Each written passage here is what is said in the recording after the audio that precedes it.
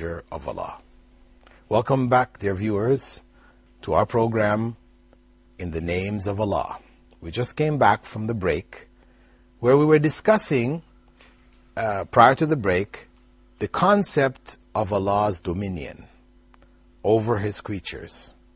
That dominion has a complete and irresistible control, the controller being Allah subhanahu wa ta'ala as the Malek, as the Malek and the Maleek. Nothing takes place against His will, meaning His creational will, meaning that if a thing is to happen, if He doesn't permit it to happen, it cannot happen. We might choose to disobey His legal will, what He has told us to do and not to do. We can choose to do that. But even after we've made the choice, can we guarantee that we can implement that choice? We can implement the disobedience? How many times have we chosen to do something and it didn't happen? So obviously, the control of the outcome of our choices, we don't have. We make a choice and we try to implement it. But only if Allah permits it to take place, it will take place. So He is the Malik. Only if He permits it to take place. We are held accountable for the choices that we make. And added to it, if Allah permits us to implement those choices, we are also held accountable for the consequence of our choice. But in the end, it is still Allah who either permits us to fulfill it or not.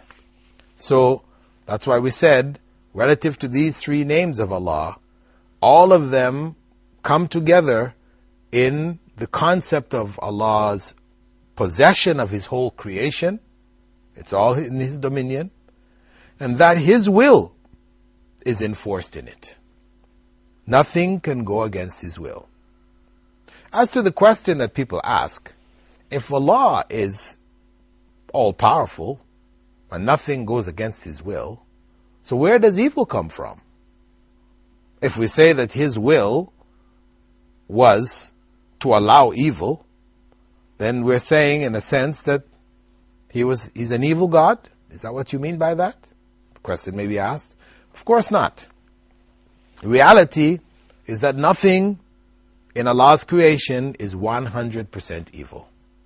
If Allah has permitted it, He has permitted it not because of the evil that we perceive, but because of certain good which will come from it. Good which we might see or we may not see.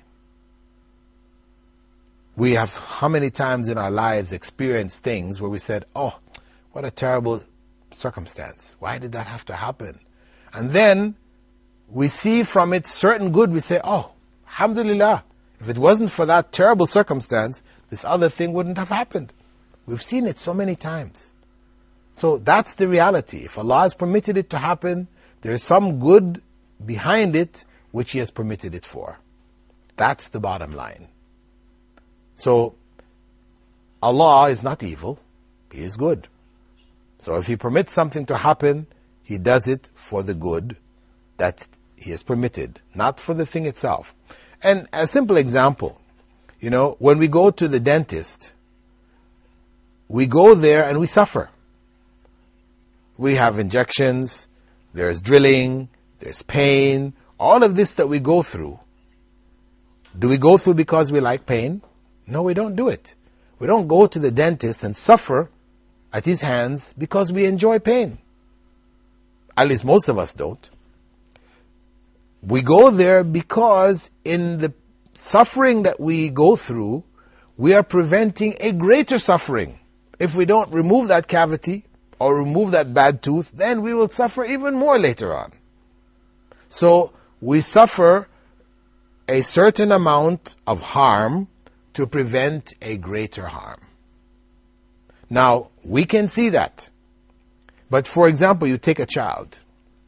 Take that child to the dentist. First time he's ever been to the dentist, oh, he's very happy.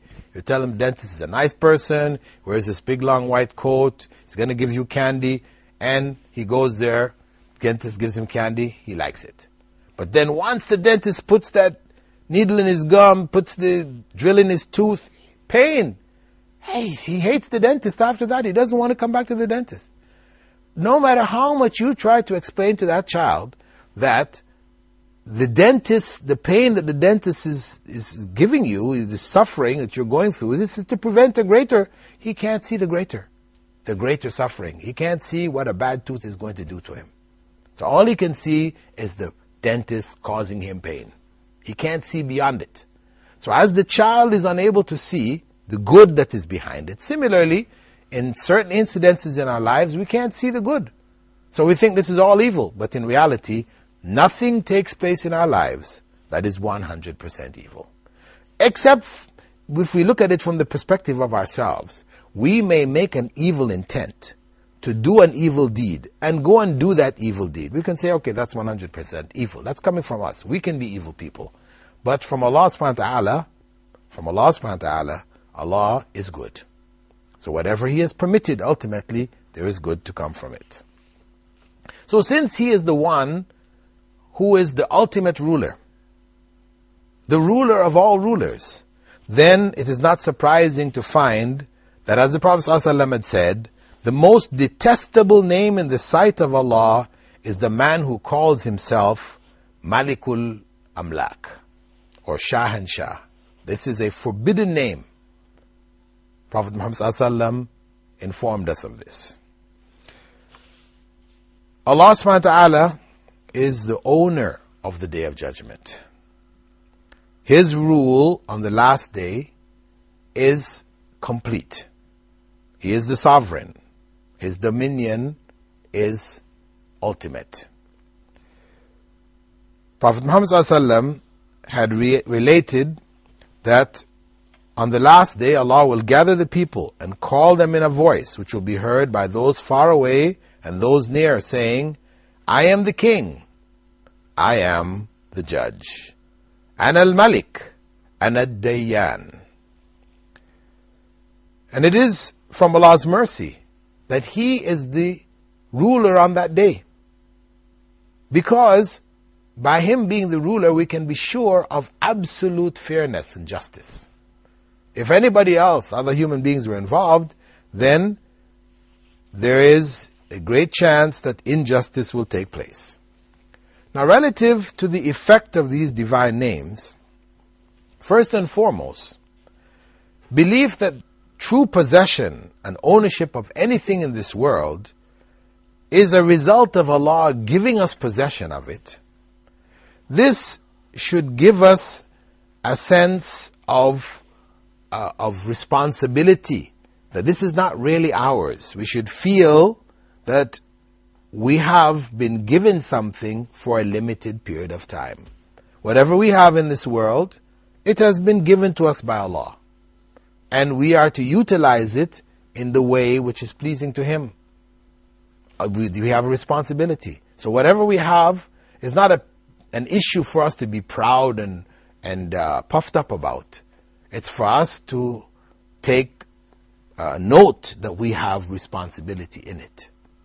Furthermore, Prophet Muhammad ﷺ had advised us, انظروا إلى من أسفل منكم ولا تنظروا إلى من هو فوقكم فهو أجدر أن لا تزدروا نعمة الله عليكم. Look to those less fortunate than you, and do not look to those above you. It is better for you in order that you do not deny what Allah has blessed you with. So it's all coming from Allah. Allah chooses to give some more than others. This is a part of the test of this life. And we have to know that it is His dominion. He can pick and He can choose who He gives it to. But know that whatever He gives, there's a responsibility with it. So if you have less, it means you have less responsibilities. If you have more, it means you have more responsibilities. Also, belief that the absolute rule belongs only to Allah also means that we shouldn't do anything which is displeasing to Him, If any other ruler in this world calls us to do something which is displeasing to Allah, then there is no obedience due to that ruler. As the Prophet ﷺ had said, لا طاعة لمخلوق في معصية الخالق. No obedience is due to the creatures if it involves disobedience to the Creator. So absolute obedience belongs only to Allah. Our obedience to others is subsequent or secondary to our obedience to Allah. We have to consider, is this going to conflict with Allah's command or not? If it is not conflicting, then those who are in authority over us, we should obey them. This is the basic principle which governs our lives. With regards to dominion, with regards to understanding Allah's attribute of being Al-Malik, Al-Maalek, and Al-Maleek. The dominion over this world belongs completely to Allah. Whatever we have in it is what He has given us. We die and we leave it behind. We can't take it with us. So really it has only been put in our possession for a limited period of time.